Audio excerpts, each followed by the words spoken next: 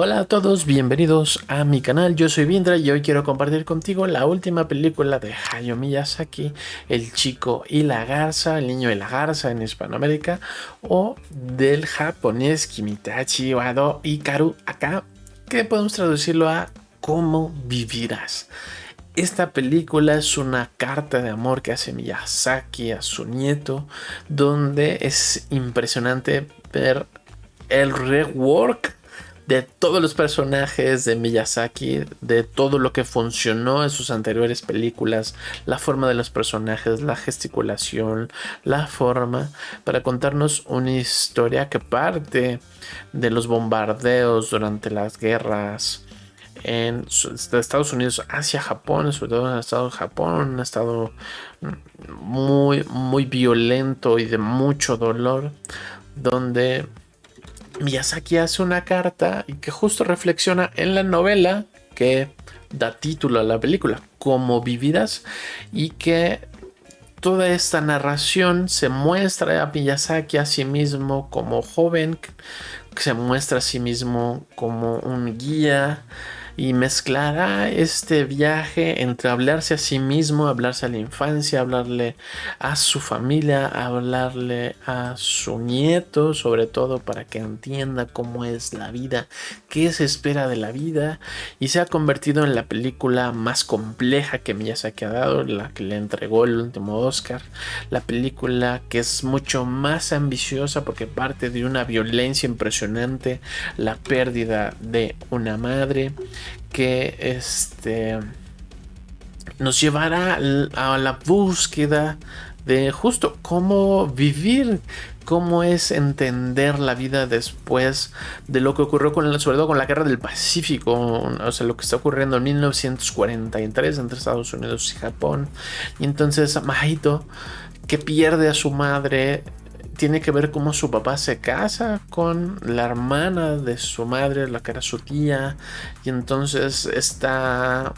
asqueado de la vida, no quiere ir a la escuela, no quiere hacer nada, y solito se lastima para poderse quedar en casa hasta que descubre que una garza comienza a hablarle, porque ha encontrado el pasaje a un mundo extraño, a un mundo diferente,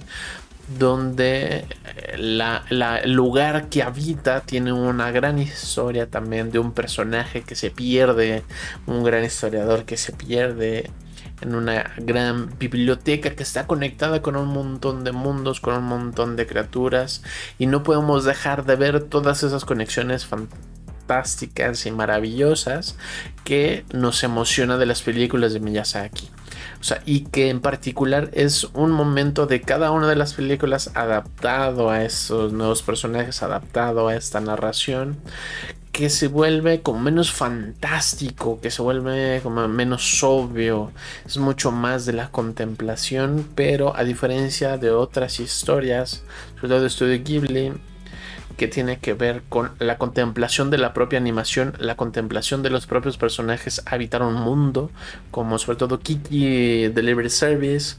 pero también vemos esta conexión del mundo fantástico y natural que tiene con Mononoke, vemos un poco la conexión espiritual que tiene con el Castillo Vagabundo, vemos la conexión mágica que tiene con el Castillo de Howl, más bien el viaje de Chihiro y el castillo vagabundo, la parte espiritual del viaje de Chihiro y la parte mágica del castillo vagabundo, y así un montón de otras películas que se están entremezclando entre los personajes, la forma misma narrativa,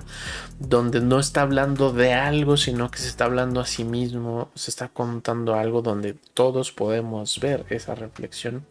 donde se está despidiendo del mismo, de la forma de entender cómo es vivir, qué es vivir o cómo lo entiende Miyazaki, cómo es crecer sin una madre, cómo es crecer en un conflicto de guerra, y esta figura de la garza real que representa la esperanza, porque también es un personaje humanoide que está guiando a este niño, y este niño que tiene que emprender justamente toda esa búsqueda, Majito, que tiene que entender junto con Jimmy cuando estuvo con Suishi, el tío abuelo, el mismo Kiriko, el viejo pelícano y el rey periquito, que son muy raros los periquitos como personaje en esta película. Y justo llevarnos hacia un lugar en particular, hacia una reflexión en particular, que son cosas que están muy ocultas en las películas de Miyazaki o que están muy por encimita y tratan de enfocarse más en la reflexión contemplativa, en la emoción visual, en la emoción narrativa. Y aquí es mucho más descriptivo, pero hay como una especie de barrera que nos aleja de amarrarnos a la película y que nos da como mucho dolor porque justamente es ver a un niño perder toda su infancia, perder toda su inocencia en un mundo fantástico y en un mundo mágico, pero que este mundo fantástico y mágico no es tan emocionante porque tiene unas reglas peculiares donde parece que nadie la está pasando bien, donde también hay dolor, donde también hay tristeza. Entonces viene un choque muy interesante en la película, porque si bien todas las anteriores había una especie mágica que era una salvación, la especie mágica que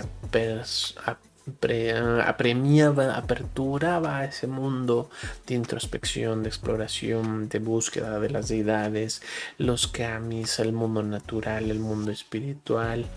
toda esta cuestión muy filosófica, muy de pensamiento, junto con las historias del día a día, las historias cotidianas, el pasar de la propia vida. Y entonces toda esta mezcla en El Niño y la Garza, en una película muy difícil de ver, porque hay mucha narración entre lo que se dice, lo que se ve, cómo se conectan la estructura narrativa visual, la estructura narrativa del propio guión, lo que quiere decir, y que justo se trata de pues una como carta de despedida, una carta a sí mismo, como si ya no fuera a vivir, y porque se pierde o se rompe, no que vaya a morir como físicamente, sino que se pierde y se rompe esta idea del mundo especial, el mundo mágico, del mundo creativo, la parte que nos sorprende. Y entonces una película que hace que madure esa infancia y se pierdan las infancias. Y es muy fuerte de ver en esta película esa narración, porque justo los personajes se vuelven incómodos, lo que se piensa tiene que ver más con el intelecto y menos con el corazón, lo que se siente tiene que ver más con las emociones sensoriales más que con las emociones emocionales. Entonces toda esa parte de ya no ser niño, lo que representa ser adulto, en un dejo y en un espíritu con una pequeña chispa que dice así como no te dejes, no te pierdas, como este señor que se quedó contando historias y se perdió de toda su familia. Tú no te hagas perder a tu familia por quedarte en este mundo mágico, pero tampoco olvides este mundo mágico, este mundo de la posibilidad, del mundo de la creación. Y es muy fuerte porque justo no deja de salir el niño que no sabe cómo enfrentar el duelo de su madre, y que el mundo fantástico de las historias no es suficiente y el mundo real tampoco es suficiente. Entonces no entiende qué está ocurriendo, qué está sintiendo, qué está pasando, pero a lo largo de este viaje cósmico, de este viaje espiritual, de este viaje de duelo, porque eso es una película de duelo, que lo cual hace que la película sea muy intensa, visual, emocionalmente, de ver, y que no sea tan fácil de disfrutar como otras películas del mismo director, pero que se resuelve de la manera natural, de una manera que no te azota, de una forma que tampoco te señala esta es la forma de vivir, sino justo dejar a la reflexión la pregunta: ¿cómo vivimos? ¿Cómo se puede vivir? ¿Cómo se puede vivir después de un desastre? ¿Cómo se puede vivir después de una pérdida? Y que debemos de encontrar nuestro propio camino en las circunstancias de la vida, debemos de enfrentarnos a las circunstancias de la vida, y que solo así vamos a poder encontrar ese lugar donde podamos sentir calma y paz sin dejar de perder esa posibilidad de ver el mundo mágico, las posibilidades de la creatividad, de la creación, de las conexiones, y de que las cosas no son tal cual lo que son, que pueden representar muchas cosas más, y que no olvidemos la parte espiritual, la parte emocional, la parte de esos dioses olvidados que están ensimismados de la modernidad. Una gran película, no la disfruté tanto, la verdad. Me gusta más ese Miyazaki, que es más soñador, más mágico, por decirlo de cierta forma, que es más irreverente en sus historias. Este sí es un Miyazaki ya adulto, un Miyazaki que se siente enojado como con la propia narrativa, que critica la propia narrativa a partir de la historia, y hace esta gran reflexión como una carta de despedida muy muy íntima, donde nos dio la oportunidad a los demás de verla y disfrutarla, pero con la idea de que no la íbamos a entender y no la íbamos a disfrutar porque no nos está hablando a nosotros. Así que eso, o sea, no tiene nada de malo, es una decisión artística y creativa, y creo que eso es lo que hace que no conecte tanto la película, que no sea tan memorable la película, porque en las anteriores podíamos entrar a ese mundo y emocionarnos por alguna de esas historias. No, insisto, no tiene nada de malo, es un estilo muy muy puntual, un estilo que justo nos permite que veamos, leamos, disfrutemos, porque sin duda sí quiere que la disfrutemos, que la entendamos, pero que no nos está hablando a nosotros, pero habla justo de cómo vamos a vivir, cómo puedes crecer,